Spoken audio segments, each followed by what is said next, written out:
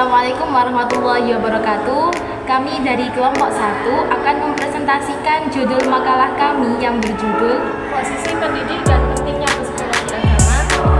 Dan sebelum kami mempresentasikan makalah kami, izinkan saya untuk memperkenalkan diri dan kedua teman saya. Nama saya Anissa Fakhrunufus Dan saya Nabilatus Salsabila. Dan saya Benta Nur Amaria. Mari kita simak penjelasannya.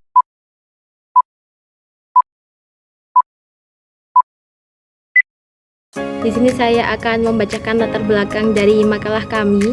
Pendidik merupakan salah satu elemen penting dalam dunia pendidikan. Pendidik memainkan peran penting dalam dunia pendidikan.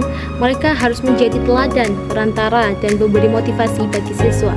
Proses pendidikan melibatkan aspek fisik dan psikis guru dan siswa di Indonesia. Keberagaman agama dapat memberi dampak pada siswa sehingga pendidik harus memahami psikologi agama untuk menjadi lebih efektif dalam mengajar dan membimbing siswa.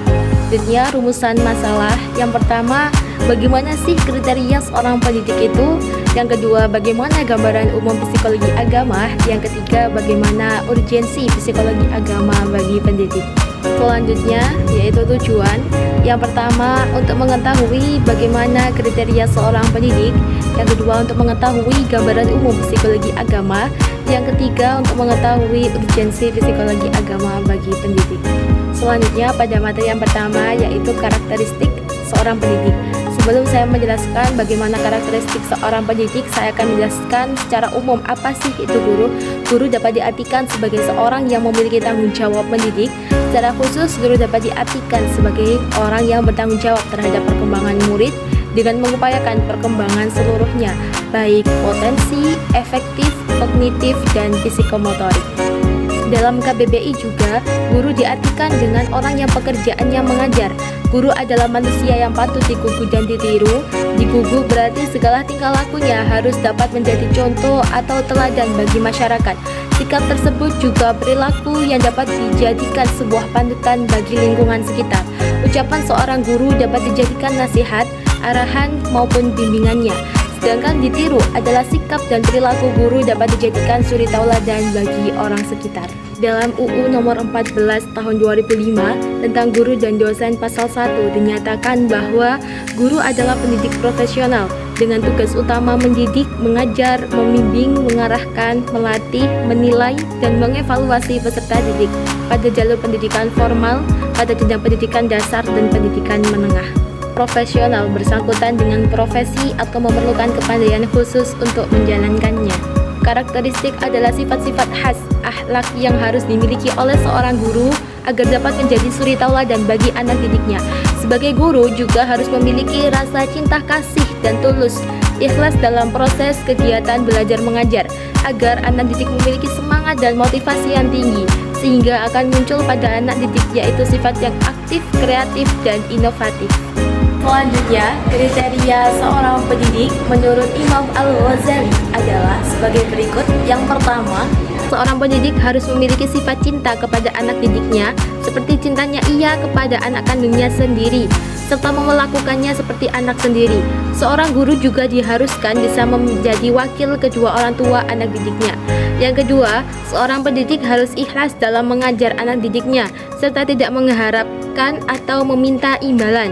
Yang ketiga, seorang pendidik harus menjadi motivator bagi anak didiknya, bisa menjadi contoh bagi anak didiknya sebagai teladan, sebagai pembangkit motivasi. Yang keempat, seorang pendidik harus senantiasa mengingatkan kepada anak didiknya kepada tujuan dia pendidikan. Yang kelima, seorang pendidik harus mengamalkan ilmunya dan diajarkan kepada anak didiknya. Yang keenam, seorang pendidik harus mengajarkan materi yang sesuai dengan daya tangkap serta tingkat intelektualan anak. Yang ketujuh, seorang pendidik harus mampu menanamkan keimanan pada anak didiknya. Yang terakhir, seorang pendidik harus menjadi teladan yang baik bagi anak didiknya, harus memiliki sikap yang halus, lapang dada, sopan, berakhlak terpuji, sabar, dan murah hati. Selanjutnya, saya akan menjelaskan gambaran umum psikologi agama. Psikologi agama merupakan penggabungan antara psikologi dan agama. Psikologi merupakan istilah dari bahasa Yunani Psyche, dan logos yang dapat diartikan sebagai ilmu jiwa. Maka psikologi adalah ilmu yang mempelajari gejala kejiwaan seperti pikiran, perasaan, dan kehendak. Dikarenakan jiwa manusia bersifat non-fisik, maka cara untuk memahami kehidupan jiwa seseorang adalah dengan mengamati sikap yang ia tunjukkan. Sedangkan agama dijelaskan sebagai suatu aturan yang memandu kehidupan manusia, etika, dan aspek-aspek yang berkaitan dengan hal yang tidak terlihat. Fungsi dasar agama adalah sebagai motivasi dan membantu manusia untuk mengenal dan menghayati sesuatu yang sakral. Dalam praktiknya, psikologi agama berkontribusi pada berbagai bidang. Yang pertama, konseling dan terapi. Yang kedua, pendidikan agama. Yang ketiga adalah kesehatan masyarakat. Dan yang terakhir adalah penelitian antar budaya. Psikologi agama merupakan cabang yang digunakan untuk mempelajari dan memperhatikan perilaku keagamaan seseorang sesuai dengan agama yang dianutnya.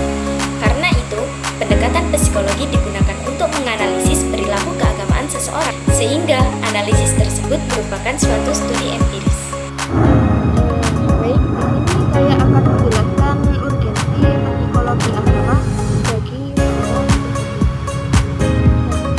guru merupakan sebuah elemen penting dalam dunia pendidikan, dan guru juga harus bertanggung jawab untuk meningkatkan kualitas siswa secara menyeluruh, meliputi aspek akademik, keahlian, emosi, moral, dan spiritual. Nah, oleh karena itu, guru harus memiliki kompetensi yang memadai untuk menjalankan tugasnya dengan efektif. Untuk membangun hubungan yang baik antara murid dengan guru, yaitu dengan cara melakukan interaksi yang baik. Interaksi antara guru dan siswa ini bertujuan untuk menciptakan lingkungan belajar yang edukatif dan mendukung. Dalam proses interaksi ini, guru harus siap dan mau memahami siswa secara holistik, termasuk kebutuhan, minatnya, dan permasalahan mereka, untuk menciptakan pengalaman belajar yang efektif dan bermakna. Oleh karena itu, kemampuan psikologi merupakan salah satu kompetensi inti yang harus dimiliki guru, yaitu memahami karakteristik siswa dari berbagai aspek termasuk fisik, moral, spiritual, sosial, budaya, emosional, dan intelektualnya. Oleh karena itu, psikologi agama menjadi sebuah keharusan bagi guru saat ini untuk memahami dan mendidik siswa dari aspek moral, spiritual, dan emosionalnya, sehingga dapat membentuk siswa yang utuh dan berkembang secara optimal. Berikut beberapa urgensi psikologi agama bagi seorang pendidik, yaitu yang pertama, menanamkan jiwa agama. Psikologi agama memainkan peran yang penting dalam membantu pendidik untuk mengintegrasikan nilai-nilai agama ke dalam proses pembelajaran. Dengan memahami perilaku keagamaan dan dampak keyakinan beragama, guru dapat merancang strategi pengajaran yang lebih efektif dan sesuai dengan kebutuhan siswanya. Urgensi yang kedua yaitu memahami karakter siswa. Seorang pendidik harus memahami karakteristik siswa secara komprehensif, meliputi aspek fisiknya, moral, spiritual, sosial, dan emosionalnya. Psikologi agama memberikan wawasan yang mendalam tentang perbedaan individu yang dapat berdampak pada sikap dan pengalaman siswa dalam memahami dan menghayati agama. Urgensi yang ketiga yaitu meningkatkan motivasi belajar. Psikologi agama memainkan peran penting dalam meningkatkan motivasi belajar siswa. Dengan memahami psikologi siswa, guru dapat merancang lingkungan pembelajaran yang lebih kondusif, efektif, dan menyenangkan, sehingga dapat meningkatkan semangat dan motivasi siswa untuk belajar. Psikologi agama memainkan peran strategis dalam pendidikan agama Islam. Dengan memahami psikologi siswa, pendidik dapat lebih sukses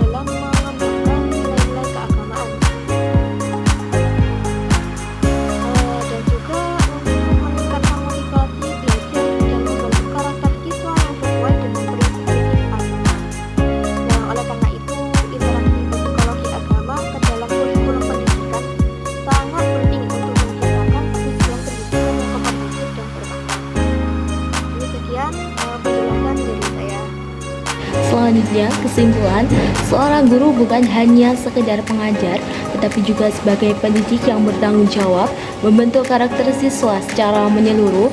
Guru harus menjadi teladan yang baik, memiliki profesionalisme, serta mampu membimbing dan memotivasi siswa dengan penuh kasih sayang dan keikhlasan.